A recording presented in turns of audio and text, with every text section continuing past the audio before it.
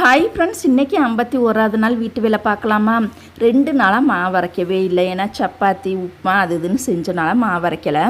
Night தூங்கும் போதே பார்த்தீங்கன்னா இட்லிக்கு ஊற வச்சிடணும். காலையில் எந்திரிச்சோடனே அரைச்சாதான் நைட்டுக்கு இட்லி ஊற்ற முடியும் அப்படின்னு சொல்லிட்டு நைட்டே நான் இட்லிக்கு ஊற வச்சுட்டேன். இன்றைக்கி காலையில் ஒரு 7 மணியை போல் தான் நான் மாவு அரைச்சிட்டு இருந்தேன்.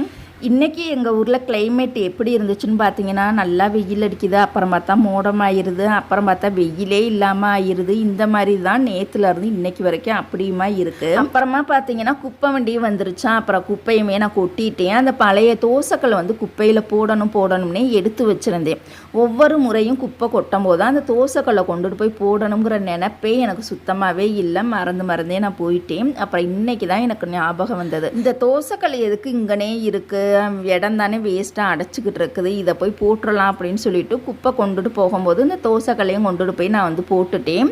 அப்போ தான் அந்த அக்காட்ட சொல்லியிருந்தேன், அக்கா கடையில் வேறு அந்த துணியெல்லாம் நிறையா இருக்குங்க்கா, அதையுமே குப்பையில் போடணும் அப்படின்னு சொல்லியிருந்தேன். இப்போ வேணால் எடுத்து கொடுங்கப்பா அப்படின்னாங்க.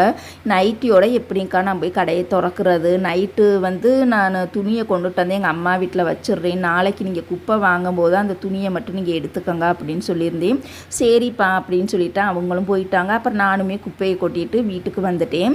அதுக்கப்புறமா பார்த்தீங்கன்னா இந்த படியை தான் கூட்டிகிட்டு இருந்தேன். டெய்லியுமே இந்த படியை கூட்டுறனால குப்பையே இல்லைங்க, மண்ணு மட்டும்தான் லேசாக இருந்தது. படியையுமே அழகாக நான் கூட்டி விட்டுட்டேன். இதோட குப்பை பார்த்தீங்கன்னா காம்பவுண்ட் சவருக்கு வெளியில் போய் அங்கே போய் கொட்டிட்டு வந்துட்டு குப்பையே இருக்காதுங்க, லேசாக கொஞ்சம் மூலம் மட்டும்தான் மண்ணும் இருக்கும். அந்த மண்ணை மட்டும் காம்பவுண்டுக்கு வெளியில் போய் கொட்டிட்டு வந்துடுவேன். மண்ணு மட்டும்தான் இருக்கும், லேசாக மட்டும்தான் இருக்கும். அதுக்கப்புறமா படியெல்லாம் கூட்டி முடிச்சதுக்கப்புறமா நான் வீட்டுக்கு வந்துட்டேன். அப்போ பார்த்தீங்கன்னா என்னோட சிஸ்டர் வீட்டில் அவங்களே பார்த்தீங்கன்னா நெய் உருக்குறாங்க. அவங்க பார்த்தீங்கன்னா டீ கடை வச்சுருக்காங்க.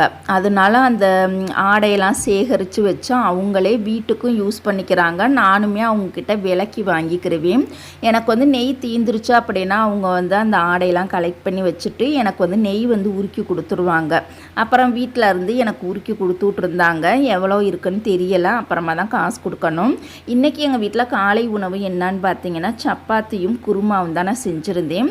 குருமா பார்த்தீங்கன்னா சிம்பிளாக எந்த காயுமே போடாமல் வெங்காயம் தக்காளி பச்சை மிளகா மட்டும்தான் போட்டு நான் செஞ்சுருக்கேன். வெறும் பொட்டுக்கடலை அதை மட்டும் அரைச்சி நான் செஞ்சுருக்கேன். இதுக்கு பேர் பார்த்திங்கன்னா பாம்பே சட்னின்னு வேறு சொல்லிக்கிறாங்க. ஆனால் நாங்கள் குருமான்தாங்க நாங்கள் சொல்லிக்கிடுவோம். இதுதான் எங்கள் வீட்டில் காலை உணவு. மதிய உணவுக்கு என்னான்னு பார்த்தீங்கன்னா தக்காளி சூப் வச்சுருந்தேன், சாதம் வச்சுருந்தேன், கேரட் பொரியல் தாங்க நான் செஞ்சுருந்தேன். எங்கள் ஊர் கிளைமேட் எப்படி இருக்குங்கிறத நீங்களே இப்போ பாருங்கள். வெயிலும் அடிக்குது, மோடமாகவும் இருக்குது. இந்த விழாக்கு உங்களுக்கு பிடிச்சிருந்தது அப்படின்னா மறக்காமல் எல்லாருமே லைக் பண்ணுங்கள்.